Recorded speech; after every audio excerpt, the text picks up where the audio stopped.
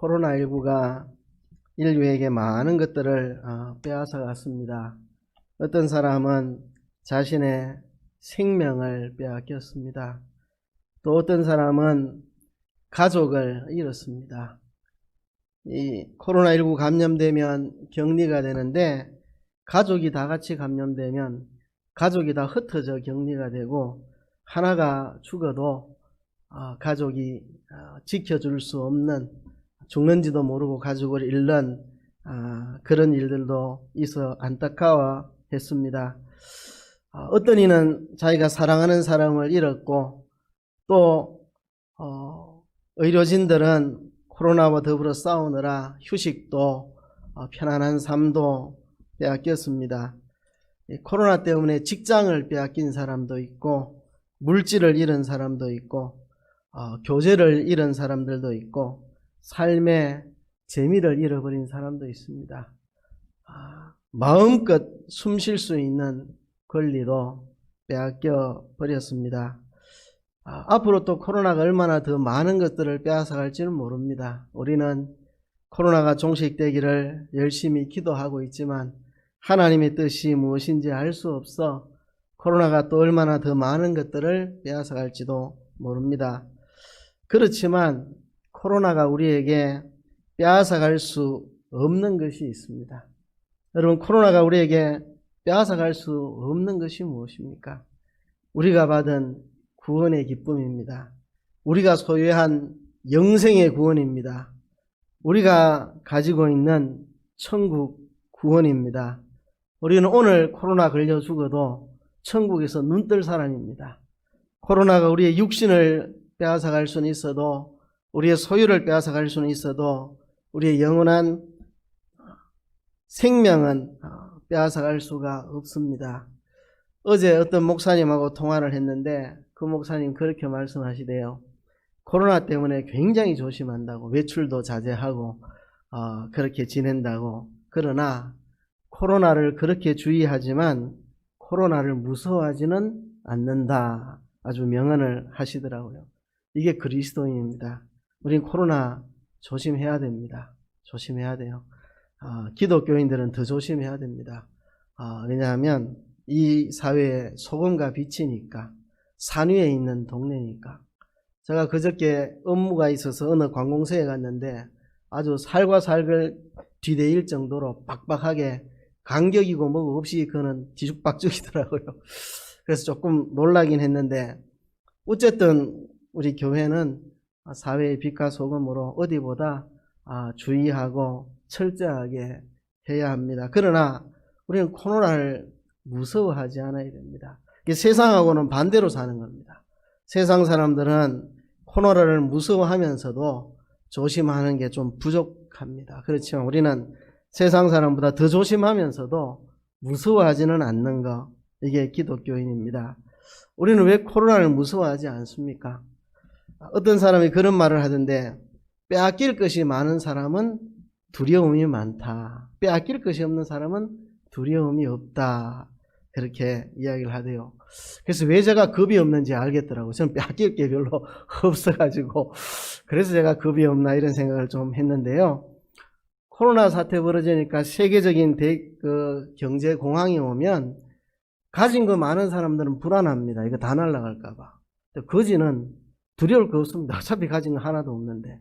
그런데요, 우리가 코로나를 무서워하지 않는 것은 빼앗길 것이 없어서 두려워하는 게 아니고 빼앗아 갈 수가 없는 것을 가지고 있기 때문에 그렇습니다. 거지가 되면 두려울 거 없죠. 뭐 빼앗길 거 한 개도 없는데 뭐가 무섭겠습니까? 그래서 그렇게 해서 우리가 무섭지 않은 게 아니고 빼앗아 갈 수가 없는 것을 가지고 있기 때문에, 빼앗길 것을 가지지 않아서가 아니고 빼앗아 갈 수 없는 것을 우리는 가지고 있기 때문에 무서워하지 않습니다. 코로나 걸려 죽어도 천국에서 눈 뜰 테니까요. 며칠 전에 우리 큰형님이 저보고 그런 이야기 하더라고요. 이 땅에서 오래 살면 오래 산 만큼 천국의 삶이 줄어들잖아, 이런 이야기 우리 큰형님이 하더라고요. 우리 큰형님이 참 술도 끊고 이제 안수 집사가 되고 신앙생활 열심히 합니다. 신학서적을 상당히 많이 한 500만 원치 신학서적을 사놓고 읽고 우리 큰형님 요즘 신앙생활을 열심히 합니다. 참 저도 감사한데 우리 큰형님이 이 땅에서 하루 더 살면 천국에서 하루 덜 살잖아. 그렇게 이야기해서 제가 빙긋이 웃었습니다.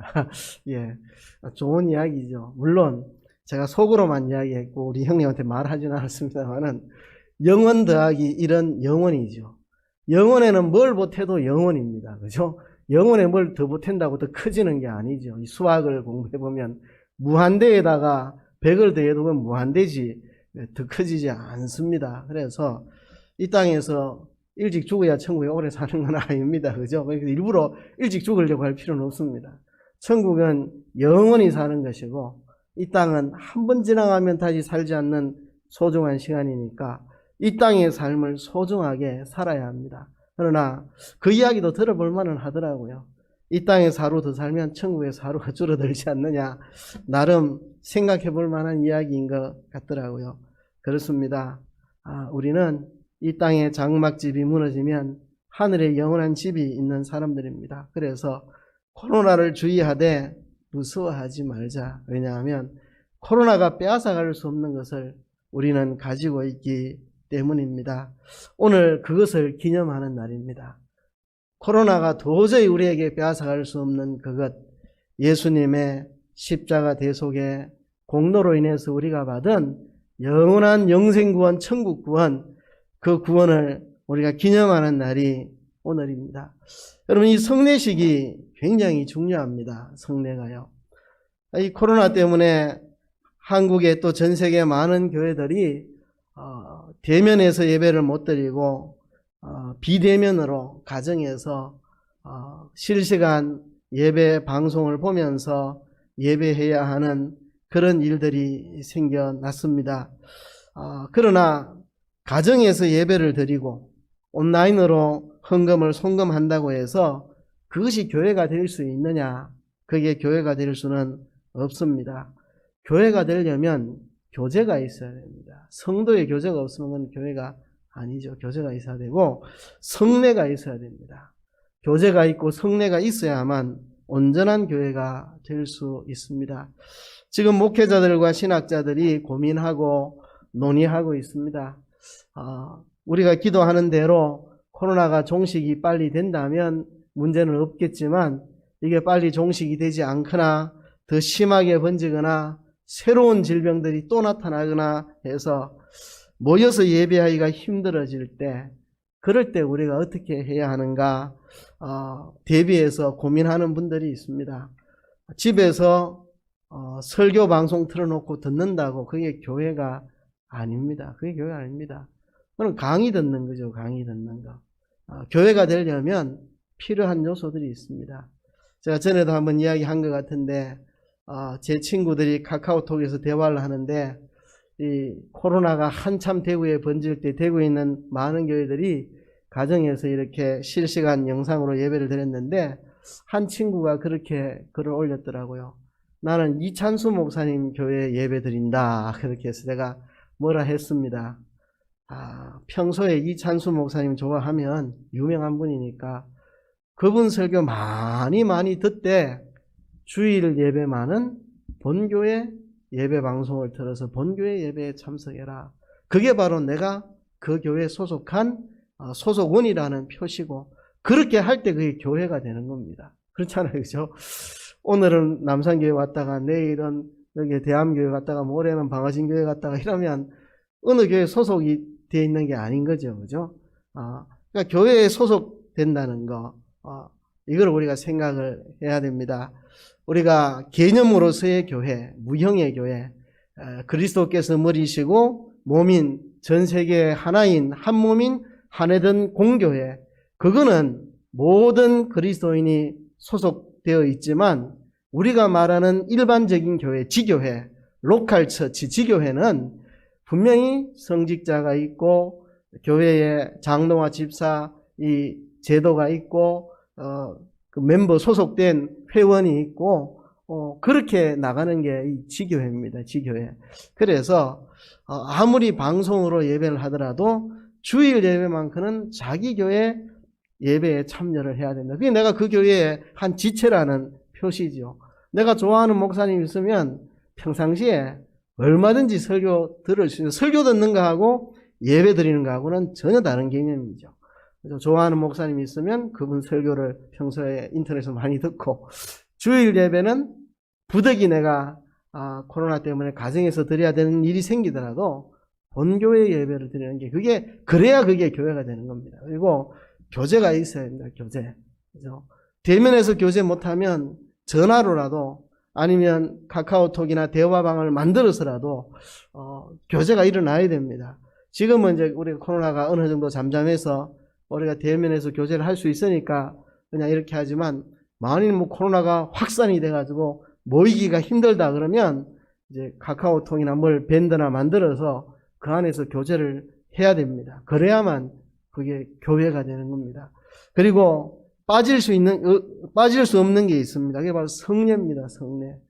성례가 없으면 교회가 되지 않습니다. 하나님께서 교회에게 은혜를 주실 때 말씀과 기도를 통해서 은혜를 주십니다. 말씀과 기도를 통해서. 또 세례와 성찬 합쳐서 성례를 통해서 하나님이 은혜를 주십니다. 말씀과 기도는 뭐 집에서 방송으로 들을 수 있겠지만, 그러나 성례가 있어야 됩니다. 그래서 신학자들과 목회자들이 지금 고민하고 있습니다. 만일 코로나가 너무 번져서 예배당에 모일 수가 없으면 어떻게 성찬을 하느냐, 각 가정에서 방송으로 성찬을 해도 가능하냐, 이걸 신학적으로 고민하고 기도하고 있습니다. 그럴 때는 어떻게 성찬을 해야? 성찬을 해야 그게 교회입니다. 하나님께서 말씀을 통해서 우리에게 은혜를 주시는데요, 제가 지금 하는 설교는 듣는 말씀이에요. 듣는 말씀. 그리고 이따가 하게 되는 성찬은 보는 말씀입니다. 같은 겁니다. 제가 설교하는 것과 이따가 행하는 성찬식이나 똑같은 겁니다. 모든 설교는 결국 예수 그리스도의 십자가 대속의 은혜를 증거하는 것입니다. 설교가 그것입니다. 우리의 십자가에 죽으시고 부활하신 주님의 대속의 사랑을 전하는 게 설교입니다. 그리고 그것을 입으로 먹고 입으로 마시고 냄새를 맡고 또 눈으로 보고, 그것이 성찬입니다. 그러니까 성례와 말씀은 같은 것입니다. 같은 것을 언어로 전달하면 설교고 말씀이고, 그것을 입으로 먹고 손으로 만지고 냄새로 맡고 그리고 눈으로 볼 때 그것이 성례식입니다. 성례식. 그러니까 성례와 말씀은 하나입니다. 같은 겁니다. 그래서 언어로 선포되는 말씀도 있어야 되고, 눈으로 보고 입으로 먹는 이 성례도 있어야 되고, 이것이 있어야 교회입니다. 그래서 여러분들은 모르셨겠지만 코로나가 딱 터졌을 때 제가 제일 고민한 게 이 성례식입니다. 성례식. 성례식을 어떻게 할까? 성례식이 없으면 교회가 아닌데 교인들이 뭐 코로나 심해져서 가정에서 실시간 방송 다 예배 참여하더라도 성례가 없으면 교회가 아닌데, 저는 제일 먼저 코로나 터졌을 때 고민했던 게 성례식입니다. 그래서 부활절에 못했고 맥주절에 못했는데 이번에 하게 되었습니다. 그래서 이번에 한번 시도를 해봅니다. 이런 상황에서 어떻게 안전하게 성례식을 할 수 있을까. 그래서 보통은 이제 떡을 나눠드려서 먹고 그 다음에 잔을 나눠드려 먹는데, 이번에는 제일 먼저 비닐장갑을 제일 먼저 나눠드립니다. 비닐장갑. 그러면 여러분 투표하실 때처럼 비닐장갑을 끼고 그 다음에 이제 떡이 오면 떡을 먹고 또 잔이 오면 잔을 마십니다. 근데 잔을 전에는 마신 다음에 제자리에 두었는데 이제는 제자리에 안 둡니다. 자기 자리에 그냥 올려놓고 예배 마치고 가실 때 그냥 가시면 우리가 다 정리하겠습니다. 먹은 것을 되돌려 놓지 않습니다. 아시겠죠? 그죠? 우리가 안전을 위해서 이렇게 합니다. 그리고 우리도 서로 거리 띄우기를 했는데, 이 성찬도 거리 띄우기를 했습니다.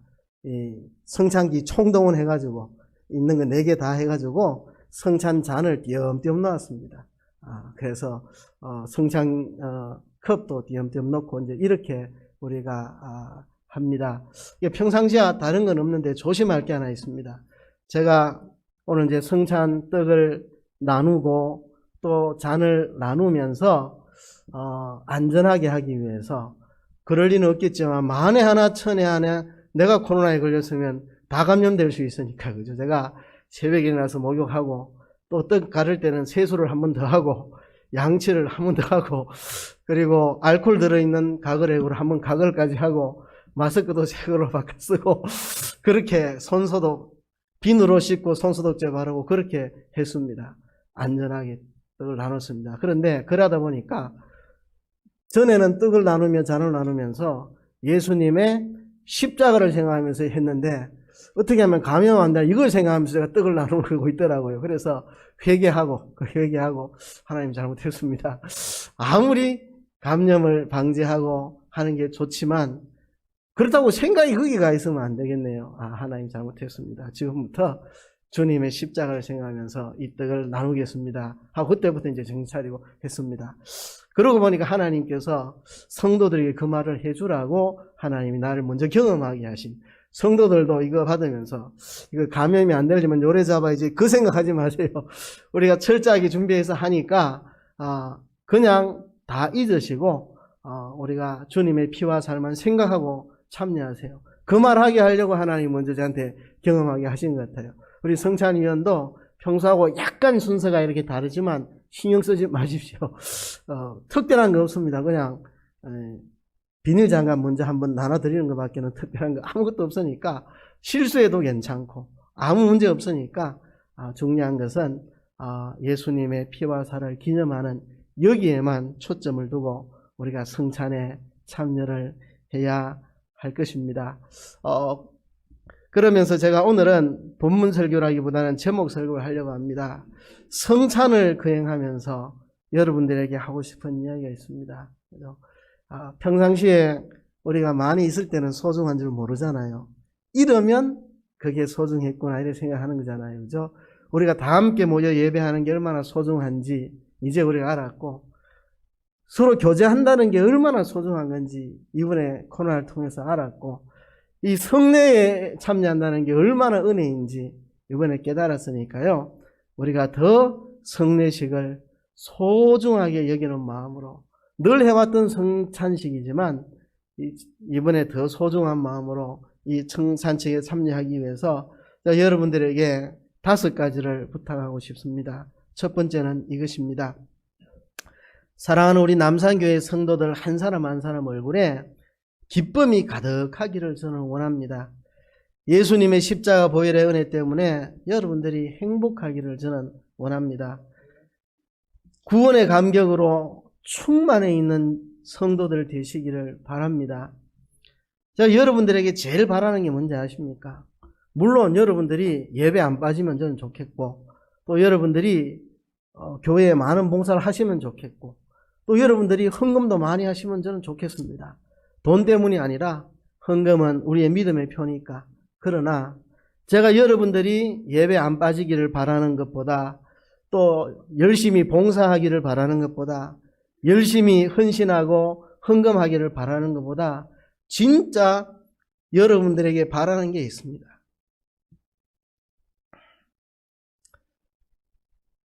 그게 뭐냐? 여러분들 얼굴에 기쁨이 가득한 거. 그죠? 그게 제일 소망입니다. 주일 잘 지켜도 헌금 많이 해도 봉사 많이 해도 얼굴에 수심과 근심이 가득하고 삶의 보람이 없고 그러면 그 무슨 소용이 있겠습니까? 저는 여러분들 그 표정에 기쁨이 가득했으면 좋겠어요. 우리 남산교회 성도들이 다 얼굴이 미인이 됐으면 좋겠습니다. 타고난 미인이라서 미인이 아니고 성형외과 돈 많이 갖다 줘서 미인이 아니고 얼굴에 기쁨이 가득해서 웃음이 가득해서 누구도 빼앗을 수 없는 기쁨이 가득해서 이 코로나19가 빼앗아갈 수 없는 기쁨이 가득해서 여러분들이 미소가 가득한 그런 미인들이 됐으면 좋겠습니다. 정말 제 소원이 그겁니다.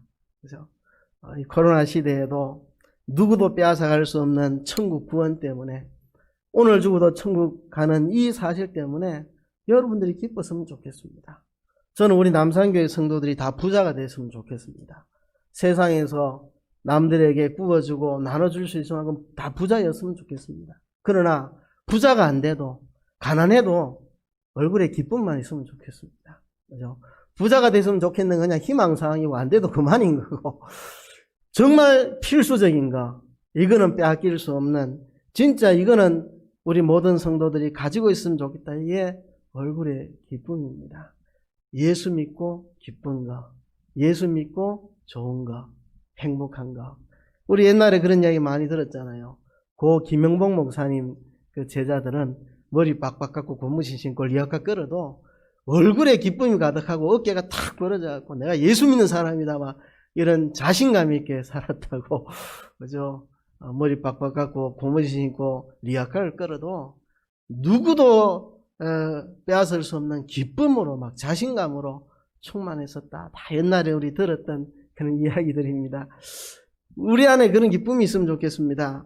마태복음 26장 28절에 보면 이것은 죄사함을 얻게 하려고 많은 사람을 위하여 흘리는 바 나의 피 곧 언약의 피니라. 자, 오늘 우리가 나누어 먹는 이 잔은 이것은 죄사함을 얻게 하려고 많은 사람을 위하여 흘리는 바 나의 피 곧 언약의 피니라. 자, 우리가 죄사함을 받게 하기 위해서 많은 사람들이 죄사함 받게 하기 위해서 예수님이 흘리신 언약의 피입니다.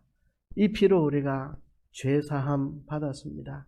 이 죄사함 받은 게 얼마나 큰 기쁨인지 성경에 죄를 빚이라고 말했습니다. 성경에서 죄하고 빚하고는 같은 개념입니다. 주기도문에서 우리가 우리의 죄를 사하여 준 것처럼 우리에게 죄 지은 자를 사하여 준 것처럼 우리 죄를 사하여 주사 할 때 그 죄는 문자로 번역하면 빚입니다. 빚. 우리가 우리에게 빚진 자를 사하여 준 것처럼 우리의 빚을 사하여 주십시오. 죄와 빚은 같은 겁니다. 빚이 얼마나 무거운 건지 빚 져본 사람 다 아시죠? 저도 빚을 져봤습니다. 생전 빚을 안 지고 살다가 신학대학원 다닐 때 등록금이 모자라가지고 태어나서 처음으로 빚을 내봤습니다. 아주 큰 빚은 아닌데 그 빚을 안고 졸업해가지고 이제 단독 목회를 하면서 청년들이 많고 그 청년들 밥해 먹이고 하느라고 돈을 많이 써서 빚이 조금씩 늘어났습니다. 늘어났어요. 나중에 빚이 커지더라고요. 물론 다 갚았습니다. 다 갚았어요. 다 갚고 울산에 왔습니다. 그런데 빚이 많아지니까 그게 어깨가 무겁더라고요. 빚을 제가 악착같이 아껴 쓰고 빚을 다 갚고 나니까 그렇게 날아갈 것 같이 기분이 좋더라고요. 근데요, 그 빚 해봐야 얼마 되지도 않는 빚. 그죠? 그런데 우리가 지고 있는 빚은 그런 빚이 아닙니다. 죄의 빚입니다. 여러분, 세상 사람들이 쏟고 있는 일이 있습니다. 세상은 뒤죽박죽입니다. 죄인이 의인이 되고, 의인이 죄인이 되고, 그죠? 피고가 원고가 되고, 원고가 피고로 뒤집히고, 세상은 그렇습니다. 권력 있는 사람들은 권력 가지고 뭐든지 마음대로 하고, 자기 죄를 은폐할 수도 있고, 권력 갖고 뭐 무슨 짓을 못합니까? 그게 다 안전하게 지나간다고 생각하지만 천만의 말씀입니다. 이 땅에서 덮어져서 지나가도 하나님의 심판이 반드시 있습니다. 반드시 있습니다. 그것을 보여주시기 위해서 노아 때 홍수로 세상을 심판했습니다. 그것은 심판의 전조입니다. 영원한 심판이 있다는 걸 보여주기 위한 약간의 예고편에 불과한 겁니다. 반드시 하나님의 심판이 있습니다. 사람들은 자기가 지은 죄에 대해서 다 고백하고 토해야 할 그날이 있습니다. 그죠? 그런데 그날에 우리가 그 많은 죄를 가지고 어떻게 하나님 앞에 설 수 있습니까? 우리는 심판받아 영원한 지옥에 갈 수밖에 없는 자들인데 주님이 십자가의 보혈로 우리 죄의 빚을 다 탕감시켜 주셔서 거기서 우리는 해방됐습니다. 해방됐어요. 내가 지난주에 연약해서 또 누구한테 거짓말 한번 했고 또 누구한테 화냈고 또 누구한테 악한 마음 품었고 또 음욕 한번 품었고 한 죄가 있더라도 이미 우린 죄사함 다 받았습니다. 그것 때문에 지옥 가지 않습니다. 이미 예수님 십자가에서 다 해결했습니다. 그렇다고 죄를 마음대로 짓자는 이야기는 아닙니다. 구원받은 사람은 죄와 싸워 이겨야 됩니다. 어쨌든 우리는 죄사함 받아서 천국 가는 사람 됐습니다. 그래서 이 무지무지한 죄의 빛에서 해방된 그 기쁨이 있어야 되죠. 그죠? 돈 10억을 빚진 사람이 다 해결했다 하면 얼마나 10년 먹은 채증이 다 내려가겠습니까? 그거하고 비교할 수 없는 영원한 죄의 탕감을 받았으니까. 그죠? 그 기쁨이 우리 안에 가득했으면 좋겠습니다. 두 번째는요, 죄를 이기는 성도들이 되기를 바랍니다. 의를 행할 수 있는 성도들이 되기를 바랍니다. 이 성찬을 통해서 죄의 습관을 끊어버리는 능력을 덧입기를 바랍니다. 로마서 6장에 보면 은혜에 거하기 위해 죄에 거하겠느냐? 결코 그럴 수 없다.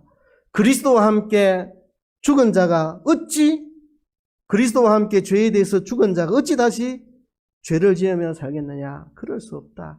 우리는 그리스도와 함께 죽었고 다시 그리스도와 함께 하나님을 향하여 살아났다. 자, 그리스도께서 죽으실 때 죄된 우리는 같이 죽어버렸고, 그죠? 죽어버렸고, 그리스도께서 살아나실 때 우리가 같이 하나님을 향하여, 의를 향하여 살아난 것입니다.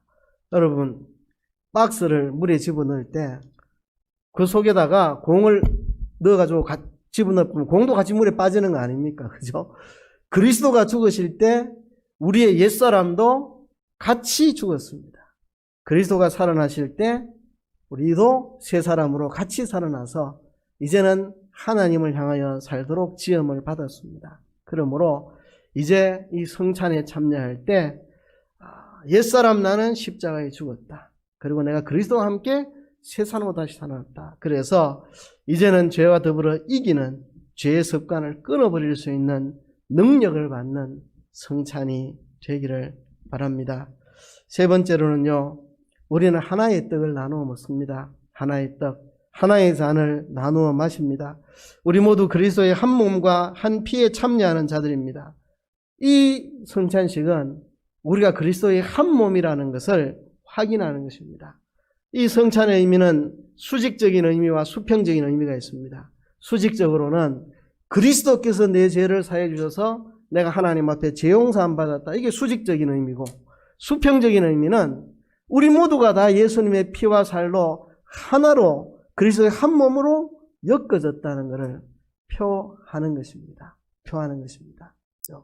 그래서 여러분, 이 성찬을 통해서 우리의 하나됨을 다시 새롭게 해야 됩니다. 오늘 이 고린도 교회에 대해서 사도 바울이 탄식하며 책망하는 게 그겁니다. 이 고린도 교회는 어떻게 되어 먹었는지 교회 안에 편당이 분파가 많이 있었는데 성찬식에까지 분파가 있었으니 참혹한 일입니다. 성찬을 먹으러 모이는데 우리 편 일로 와라. 우리끼리 최고 좋은 떡 이건 우리끼리 먹는다. 최고 좋은 포도주 이건 우리가 마신다. 저쪽은 주지 마라. 뭐 이런 식으로 참 이게 무슨 성찬입니까? 성도들이 서로 갈기갈기 찢어야 네 편 내 편 네가 잘나고 내가 잘났고 이러면서 무슨 성찬을 합니까? 그게 무슨 성찬의 의미가 있냐고 바울이 탄식하는 겁니다. 탄식하는 거. 그건 성찬의 의미가 없습니다.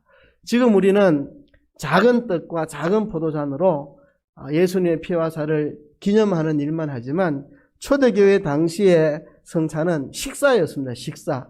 진짜 큰 떡 갖고 와서 배부르도록 먹고 또 잔을 가지고 와서 배부르도록 마시고 그렇게 하는 식사였습니다. 그런데 이 고린도 교회 안에 돈 있는 사람들 저들끼리 모여가지고 좋은 떡, 좋은 포도주 갖고 저끼리 먹고 가난한 사람들 와가지고 뭐 옛날에 떡 하나 사고 포도주 한 병 사기가 얼마나 힘들었겠습니까? 그 옛날 2000년 전에. 가난한 사람들 와보니까 뭐 자긴 떡도 없고 잔도 없고 손가락 빨고 있고 이게 무슨 놈의 성찬이냐고. 먼저 온 사람 다 먹어버리고 뒤에 온 사람들 먹을 것도 없고 돈 있는 사람들 좋은 거 사 먹고 가난한 사람들 부러워서 쳐다보고 있고 이게 무슨 성찬이냐고. 네 편 내 편 편당 갈라가지고 이것이 무슨 성찬이냐고. 성찬은 그리스도의 피와 살을 나누어 먹는 건데 우리가 그리스도의 한 몸이 되었다는 걸 의미하는 건데 성찬의 의미를 안다면 그럴 수 없죠. 돈 많은 사람은 떡을 좀 많이 사와가지고 떡 못 산 사람들 다 나눠주고 돈 많은 사람은 좋은 포도주 갖고 와서 평상시에 좋은 포도주 못 먹는 사람들 맛보여주고 그게 성찬이지 뭔 성찬 자리에 서로 편당이 있어가지고 서로 까재미 눈으로 쳐다보고 이게 무슨 놈의 성찬이냐고 바울이 진노하면서 너희들이 이 성찬의 의미를 지금 모르고 한다. 그래서 바울이 먹고 마실 집이 없느냐, 22절에 너희가 먹고 마실 집이 없느냐, 좀 죄송합니다만 우리 한국식 표현하면 처먹을 데가 없어가 여와서 그런 짓 하느냐 그 말입니다. 그 말. 처먹을 데가 없어가지고 교회 와서 그런 짓 하느냐고 바울이 그렇게 하는 이야기입니다.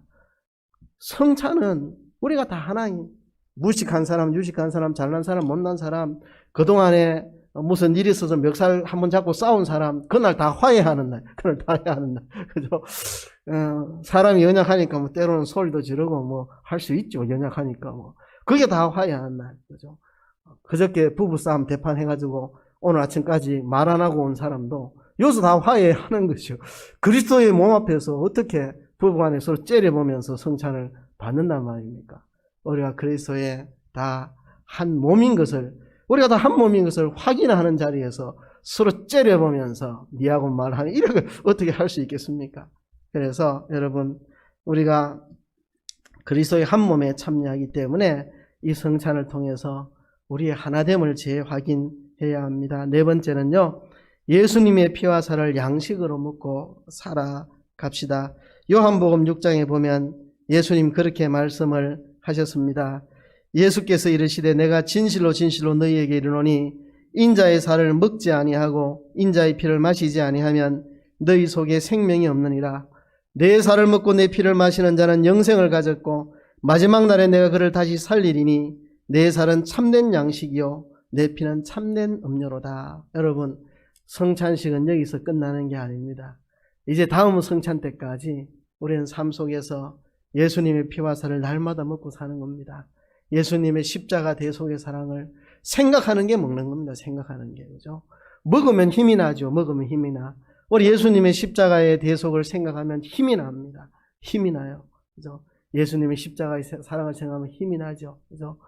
제가 무슨 속상한 일이 있더라도 예수님의 십자가에서도 원수들을 용서하신 생각하면 힘이 납니다. 아, 내가 누구를 미워해서는 안 되겠다.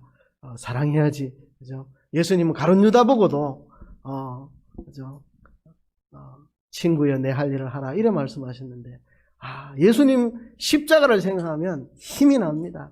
용기가 나요. 그죠? 내가 내 부족한 것 때문에 기죽어 있다가도 예수님의 십자가를 생각하면 나는 예수님의 대속을 입은 사람이다. 나 하나님 자녀다. 힘이 나죠. 힘이. 예수님 십자가를 생각하면 힘이 납니다. 그게 예수님의 피와 살을 먹고 사는 겁니다. 예수님의 십자가의 대속을 날마다 생각하고 거기서 힘을 얻어 사는 거죠. 마지막 다섯 번째, 주님을 인하여 살아가는 것입니다. 요한복음 6장 56절 57절에 보면 내 살을 먹고 내 피를 마시는 자는 내 안에 거하고 나도 그 안에 거하나니 살아계신 아버지께서 나를 보내심에 내가 아버지로 인하여 사는 것 같이 나를 먹는 그 사람도 나를 인하여 살리라. 자, 내 살을 먹고 내 피를 마시는 자는 내 안에 거하고 나는 그 안에 거하나. 나는 주님 안에, 주님은 내 안에. 나는 주님 안에, 주님은 내 안에. 그래서 주님을 인하여 살아가는 삶을 살게 된다. 내 살을 먹고 내 피를 마시는 자는 내가 그 안에, 그가 내 안에, 그가 주를 인하여 살아가는 사람이 된다. 그래서 주를 인하여 살아가는 삶, 내 몸은 주님의 몸과 연합되고 내 피는 주님의 피와 연합되어서 주님의 것으로 살아가는 삶, 이것이 성찬을 참여하는 삶입니다. 그래서 여러분, 말씀을 맺겠습니다. 이 귀한 성찬을 참여하며 5가지 부탁드립니다. 첫째는요, 저는 남산교회 성도들 우리 기쁨이 가득했으면 좋겠어요. 돈이 없어도, 몸이 아파도, 코로나 때문에 좀 외로워도 예수 믿은 기쁨, 천국 가는 기쁨, 죄사함 받은 기쁨, 구원받은 기쁨, 하여튼 얼굴에 좀 기쁨이 가득했으면 좋겠습니다. 이 기쁨으로 성찬에 참여합시다. 두 번째는 이 성찬의 은혜로 죄를 이길 수 있는, 이제 죄의 종로로 타지 않고 죄와 싸워 이길 수 있는 은혜를 덧입도록 합시다. 세 번째는 우리가 한 떡을 나누어 먹습니다. 우리가 그리스도 안에 한 몸임을 재확인하는 이 시간이 됩시다. 그리고 네 번째는 이 성찬이 끝나도 우리는 주님의 피와 살을 늘 생각하며 주님의 피와 살을 먹고 힘 얻어 살아가는 우리 삶이 되어야 되겠고, 종국적으로는 예수님이 내 안에, 내가 예수님 안에, 내가 예수님의 피와 살이 되어서 예수님의 몸이 되어서 살아가는, 예수님을 인하여 살아가는 그런 삶을 살아가는, 이것이 이 성찬입니다. 여러분, 이 의미를 생각하며 주의 몸, 주님의 뜻과 잔을 분별하고, 이 의미를 생각하고 주님의 뜻과 잔을 잘 분별하고 참여하는 이 성찬 되기를 주의 이름으로 축복합니다.